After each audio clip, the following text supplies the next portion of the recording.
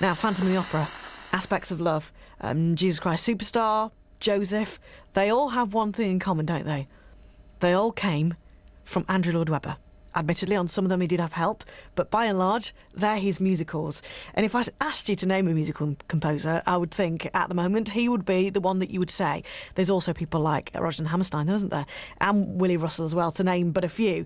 And Nottinghamshire composer Gareth Peter Dix is intending to follow in their footsteps. Gareth, welcome back to BBC Radio Nottingham. Hello. I know we talked just before Christmas when you were working on different projects, but to me, this is the pinnacle point now. We've got to the moment where the musical is written and the concept CD is ready.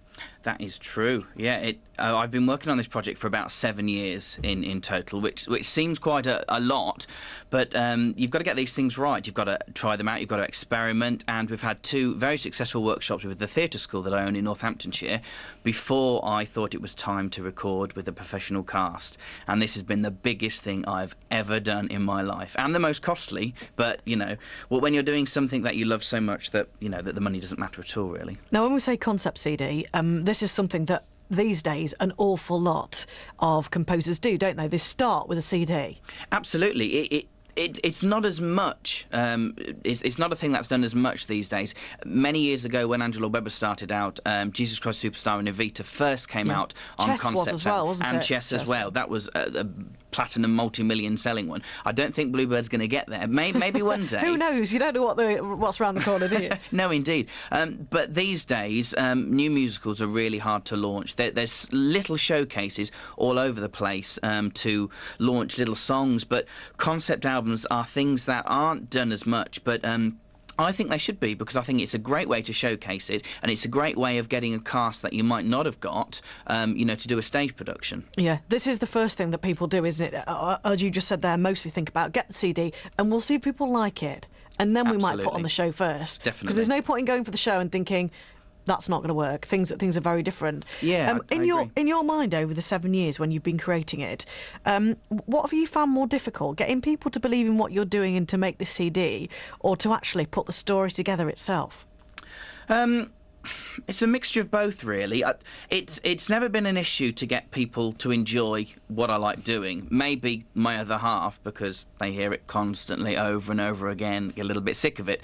But generally, people really give me positive feedback all the time. And I think that the interesting thing about this album is I want constructive criticism. I actually am encouraging people to go, actually, no, that's not quite right.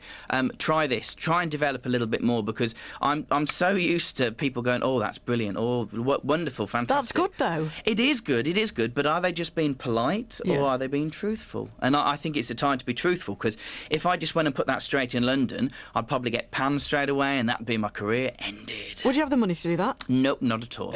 All my savings has gone on this album, so... I mean, that's the big deal. Everything's risky, isn't it? Lloyd Webber, Cameron Mackintosh, they would say the same for the big productions they put on. It's no difficult for you on the level that you're doing it either. No, absolutely. No different, rather. But the thing is that there's not many new book story musicals that are happening unless it's been based on a film, or it's like a jukebox hit like Mamma Mia, the Jersey Boys musical. Unless it's based on existing hits, there aren't very many new musicals out there. So I've got to try and do it what I can. I was going to say I couldn't agree more, because at the moment all we're hearing about, as successful as they are the Dirty Dancings, which is phenomenal. Mamma Mia, enough said about that.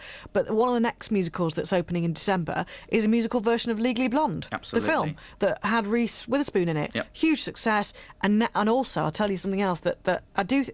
It's kind of good, but it frustrates me slightly for people that I know in the industry. A lot of people are names. If you're not a name, you're hardly going to have a chance of being in it. I agree. In some areas. And I think that's a big deal. And some people can't sing who have got big lead roles. Then maybe I'm not going to mention any names.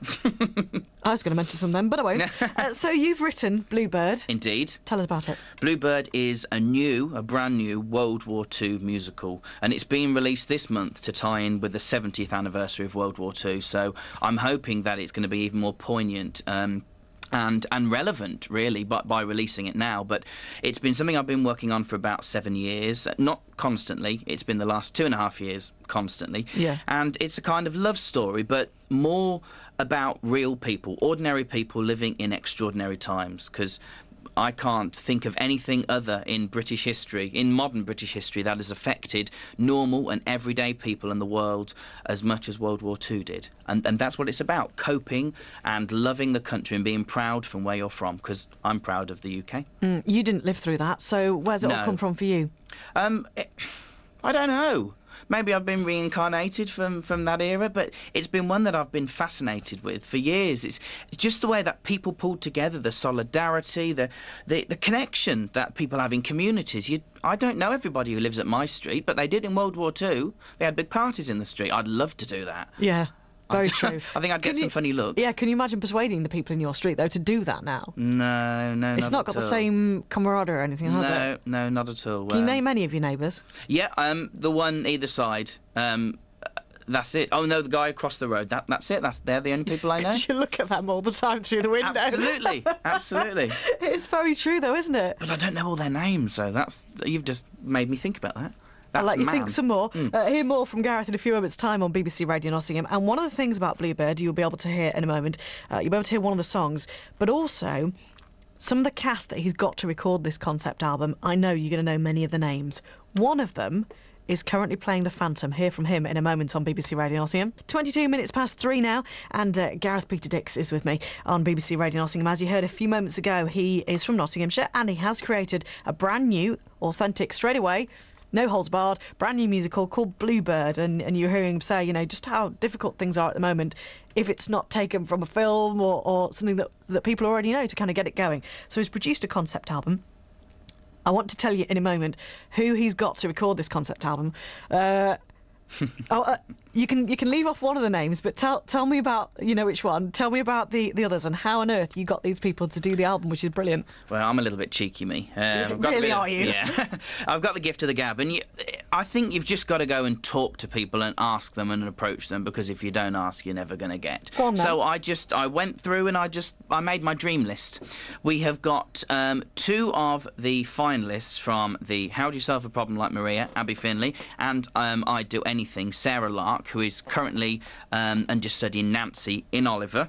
They're both on there in prominent roles. We've got the lead from the tour of Martin Guerre. We've got a guy who's covering Javert in Les Mis at the moment, a guy from the Mamma Mia film.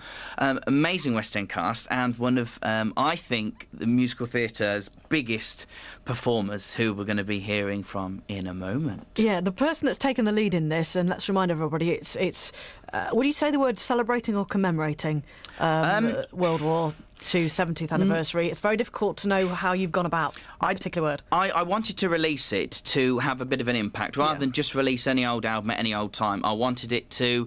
It's not really celebrating it. It's not really commemorating it. It's linked in reflection. To. Yes. Yeah, linked to. That'll do. It's just to be reflective of what went on at that time as well. OK, one of the lead characters is Ben. That's correct. And... do tell us who's playing Ben on your album. Ben is a US serviceman. He's a little bit of a cheeky chappy, a little bit arrogant as well, and he is being played by a fantastically talented gentleman called Ramin Karimloo, who is currently the Phantom of the Opera. We'll hear from him in a moment on BBC Radio Nottingham, but first of all, I do want to hear a little bit of... the CD. I want to hear track 15, if that's all right. It's Our Hearts Must Take Control.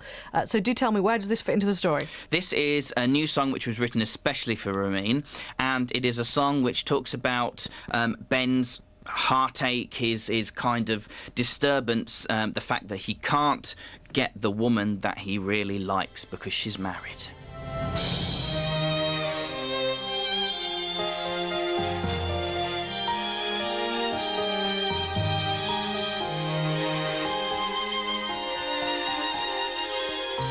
Gentle touch, a nervous look, the smell of flowers in her hair, her fervent smile, that subtle lust.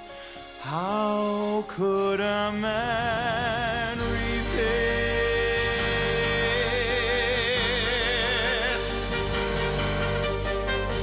Trapped in a world